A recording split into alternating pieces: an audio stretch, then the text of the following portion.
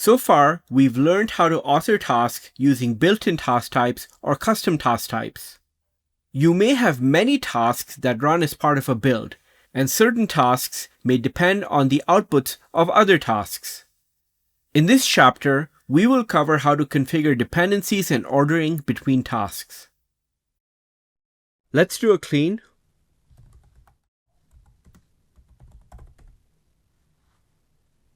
And let's run our zip task again. Now we see the task action did not run with the outcome label no source. And the zip output file was not created. The outcome label no source tells us that the task input, the test results directory, was not there. Since the input was not there, the zip file could not be created. The test task creates the test results directory. What we really want to do is have the test task always run first, then our zip task. There are a couple of ways to do this. The first is to explicitly set the task dependency by using dependsOn.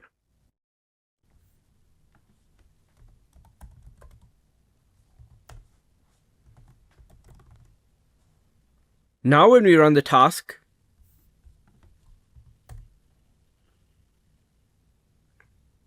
you can see the test task runs first, which creates the test result directory. And then the zip task runs, which creates the zip file. Another way to configure the task dependency is to use inferred task dependencies. If you think about it, the input of this zip task is the output of the test task. We can explicitly declare that.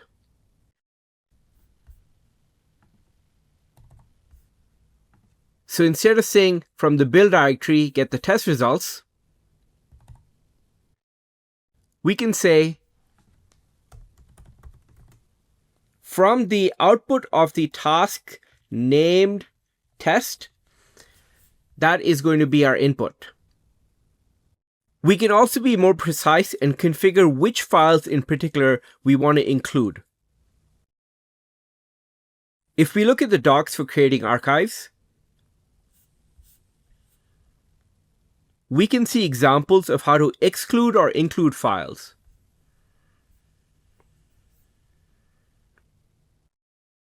So for the test results, say we only want the test results XML files included.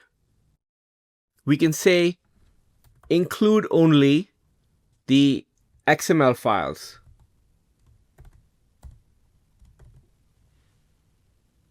Once again, we'll run a clean. And now when we run the task, we can see that even though dependsOn is commented out, the test task still runs first, and the zip file gets created. Once again, this is known as inferred task dependency. That is, the input to this task is the output of another task.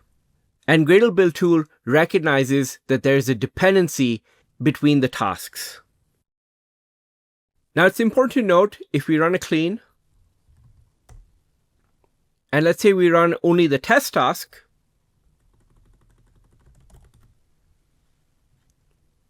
we can see the test results directory with the XML files does get created. However, since we did not run the zip test results task, the zip file did not get created. Sometimes after a task runs, you may want to run another task regardless of whether the task succeeds or fails. So in this case, if the test task runs, regardless of whether it succeeds or fails, let's say it produces test result files even if they're failures, we may want to always run the zip test results task and create that zip file. And have this task run even if only the test task is executed explicitly. For this, we can use finalizedBy. So what we want to do is add configuration to say, whenever the test task runs, afterwards run this task. We can access the configuration for the test task by using task.named.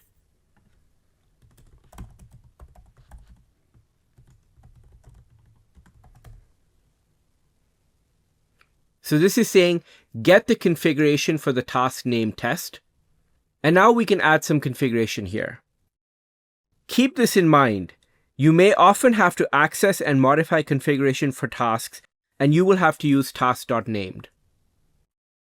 We can configure the test task to be finalized by the zip test results task.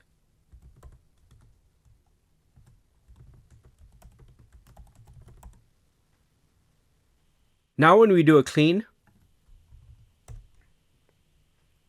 and then run the test task, we can see the zip test result task also ran,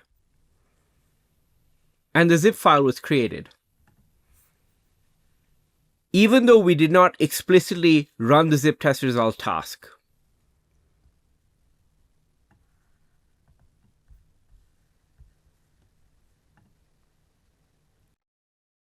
There are other task ordering configurations available. In the docs, you can search for ordering tasks